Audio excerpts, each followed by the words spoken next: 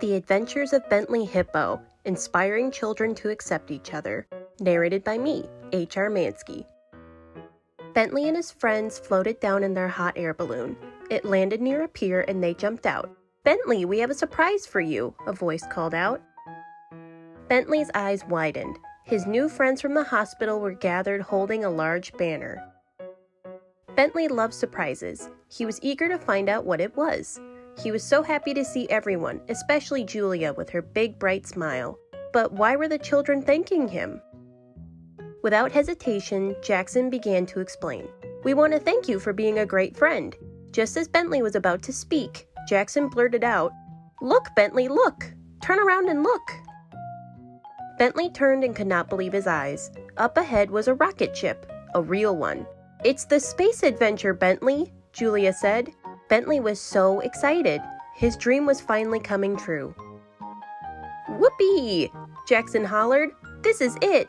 You're finally going to the moon! Just what you've always wanted! You never gave up on your dream, Bentley, and you never gave up on us," he grinned, leaping into the air.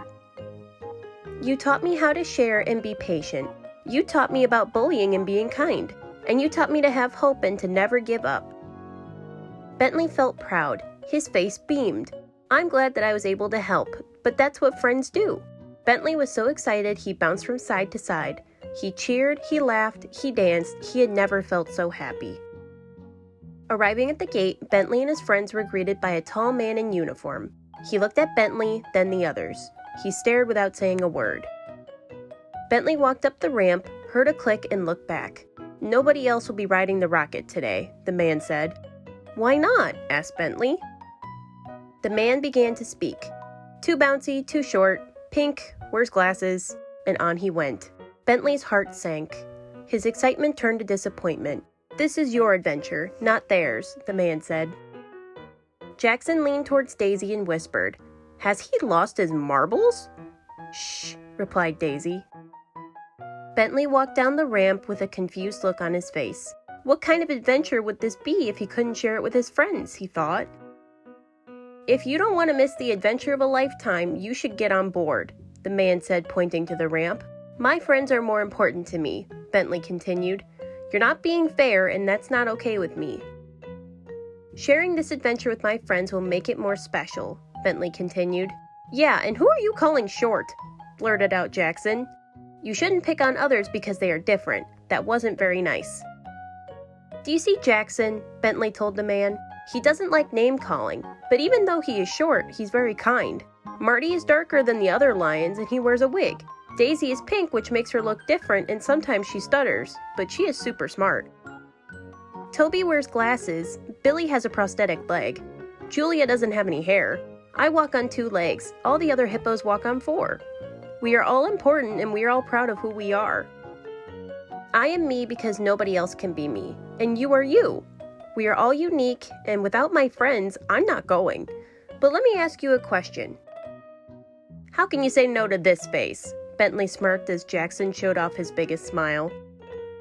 The man thought for a moment as he glanced at Jackson. "You're right, Bentley. Going on this adventure with your friends will make it even more memorable," he said. "Skippity-doo! And don't forget to share just like we did with the ice cream," Jackson called out. The man looked over at Jackson puzzled. "Didn't you already say that?" he giggled. "And what ice cream?" "That's Jackson, and that's why we love him," Bentley said. "Being kind makes everyone happy, and I was very wrong to judge you all." "That's okay," Jackson replied as he bounced around. "Is there something you'd like to say?" Chuckling, the man said, "I think that the right thing to do is to let you all go." They climbed aboard the rocket. Jackson was last. He turned and waved to the man, inviting him to join them. The doors closed and off they went. It was an incredible ride. Everyone shared funny stories and gazed out at the stars. 7, 8, 9. "Jackson, what are you doing?" Julia asked. "I'm counting the stars." "Well, you missed a few," said the man. "That's okay. I'll just count them on our way back," he giggled. The ship landed. Bentley was bursting with happiness. He had never seen anything more beautiful. His dream had come true, and it was perfect. "This is awesome, Bentley," Toby called out. "I'm having so much fun. I can't wait for the next adventure." "What are we going to do now, Bentley?" asked Daisy. Smile! The end. Thank you so much for listening. If you enjoyed this video, be sure to like and subscribe, and be sure to check out the links in the description box.